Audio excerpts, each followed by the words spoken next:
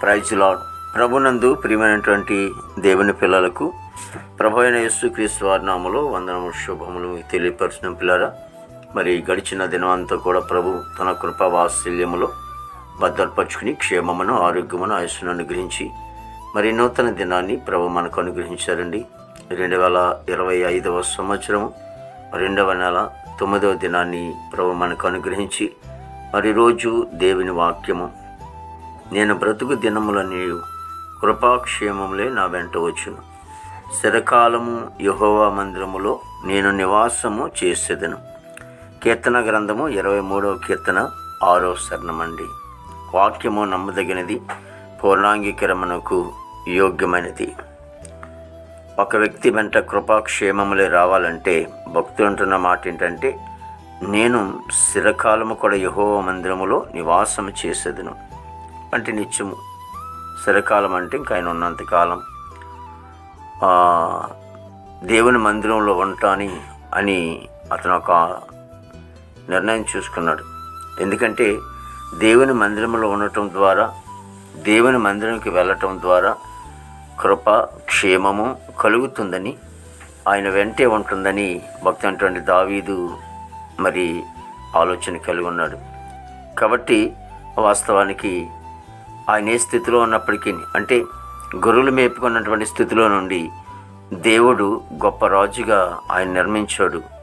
కాబట్టి ఆయన ఎన్నుకున్నాడు. కాబట్టి నేను ఎందుకు పనికిరైనటువంటి నా జీవితంలో దేవుడింత ఆశీర్వాదంగా చేసేవాడంటే ఆయన కృప, ఆయన క్షేమము నా వెంట ఉంది. అది చేత నేను సరికాలం యెహోవా మందిరం నేను ఉంటాను అనుకుని ఒక తీర్మానం చేసుకున్నాడు. ఈ రోజున ప్రియ సోదరి, నీవు దేవుని మందిరంలో ఉంటే, దేవుని మందిరంలో ఉన్నట్లయితే, దేవుని మందిరానికి వెళ్ళినట్లయితే, ఆయన స్తుతించుకున్నట్లయితే, ఘనపరుచుకున్నట్లయితే, మహిమపరుచుకున్నట్లయితే దేవుని కృప క్షేమము నీ వెంట కూడా ఉంటుంది. కాబట్టి ఆ వాస్తవాన్ని మర్చిపోకు.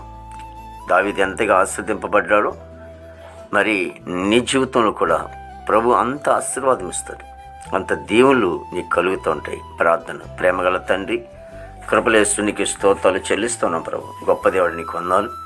జీవాధిపతిన తండ్రి నీకు స్తోత్రాలు. ప్రతి కుటుంబాన్ని కూడా దీవించండి, ఆశీర్వదించండి ప్రభు. ఆ భారతదేశాన్ని మీరు ఆశ్రయించండి ఆయన. నాయకులు, అధికారులందరూ కూడా మంచి వంతు నింపండి ప్రభా. చక్కటి పరిపాలన చేయడానికి తగిన జ్ఞానం, ఆలోచన వెలుగవ్వండి. యవనస్తులు అందరిని బట్టి ప్రార్థిస్తూ ఉన్నాం. యవన కాలంలో బిడ్డలని ప్రభా మీరు రక్షించుకొని తను చెడు వ్యసనాల నుంచి దూరపరిచి నీతి మార్గంలో వాళ్ళు నడిపించుకుని ప్రభా తండ్రిని ఆత్మ నశించిపోకుండా కాపాడమని ప్రార్థిస్తామనికి స్తోత్రాలు. దేశాన్ని బిడ్డలందరూ కూడా మంచి వంతు నింపండి. ఉద్యోగస్తులందరూ కూడా చక్కటి ఆరోగ్యంతో నింపండి. చదువుకునే బిడ్డల జ్ఞానం ఇచ్చి నడిపించిన తను రాకపోకలను తోడు సహాయం చేయండి. పనికెళ్ళే బిడ్డలు మంచి ఆరోగ్యంతో నింపండి అయినా. మా దేశ పాడి పంటనంతా మీరు ఆశ్రయించండి. ప్రభా హాస్పిటల్ రోజు స్వస్థపరచండి.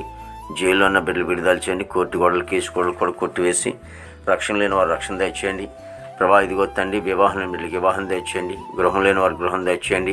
గర్భఫలం లేని వారికి గర్భం దయచేయండి. గర్భిణీ సుఖం డెలివరీ దయచేయండి. తల్లి బిడ్డ క్షేమం దయచేయండి. ప్రతి సేవకుడు, సేవకురాలు, వారి బిడ్డలు, సంఘము, కుటుంబం వారందరినీ కూడా దీవించండి. ఈ దినమంతా కొన్ని విశేషమైన కృపతో నింపి నీ నామానికి మాత్రమే మహిమ తెచ్చుకోండి. యేసుక్రీస్తు వారి నామములో అడుగుచున్నాం తండ్రి. ఆమేన్, ఆమేన్,